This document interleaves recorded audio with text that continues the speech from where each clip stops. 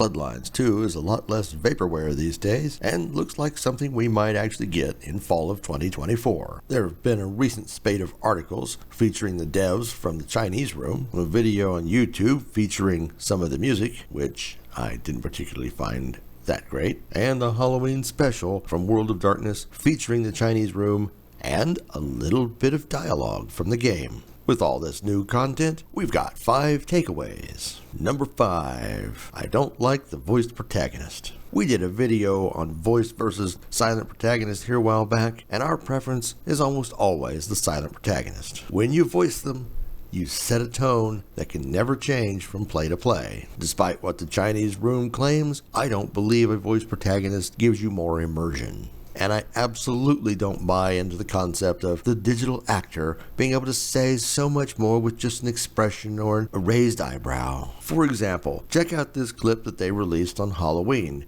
where the main character, Fire, and we'll get to that point in a minute, has a conversation with an NPC. She didn't murder you, so that's a start.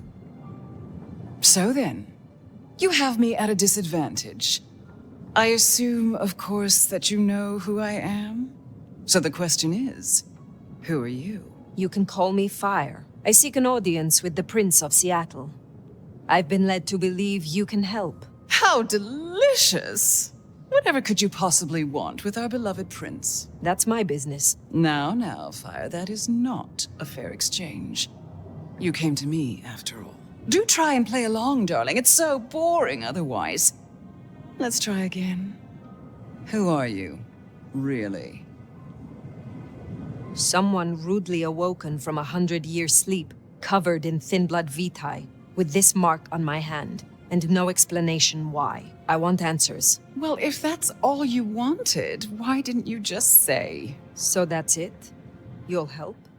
I am not feeling the love of the digital acting. These avatars are a long way from expressive, and frankly, I haven't seen a game yet that actually could come close to real actors. Some aren't too bad, but this one's not even close. Number 4, and this one's a positive, while the game is going to be first person, bummer, the cutscenes do feature your character, Fire. And yeah, we're going to get to that. Ugh. So props go to the Chinese room for not just keeping everything first person, but giving us a chance to see our character and our character actually interacting with others. Number 3, your character's not a newbie. This is good and bad. Being a newbie gives us a reason to build those powers and to have no real information about what we're into. Being an elder, an established vampire of many centuries, well, we should know a lot, have a lot of power, and a lot of things to draw upon. That could be very cool. How well the Chinese room manages to do this is yet to be seen. It seems like a very daunting task to actually put someone in the place where they can use their knowledge and power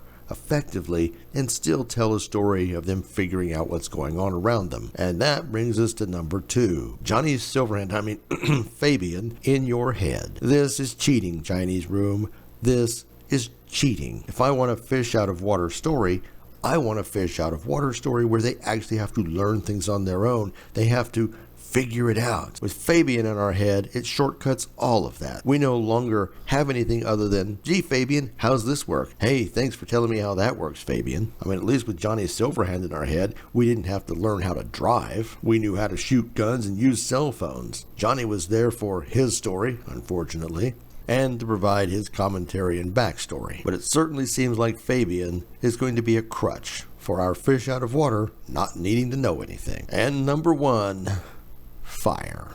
I hate clever. Clever almost always leads to stupid. Our character's name, P-H-Y-R-E. Somebody at the Chinese room thinks they are some sort of really cool, clever individual. Were I running things, I'd have laughed at them and said, oh right, there really are bad ideas. Maybe we don't get to choose our own name, but could we have one that's not stupid? And why not give us one that's individual to being a male or female? Or heck, even differentiate between classes. I know, that's a lot of VO changing, but still, it would be nice. But PHs in the place of an F and a Y, I don't know how to express how stupid I think that really is. We do have a few more takes on some of the things that they've introduced, but we'll get to those later. What's your take? You jazzed? You bummed? Let us know in the comments below. And as always, remember to like and subscribe, and thanks for watching.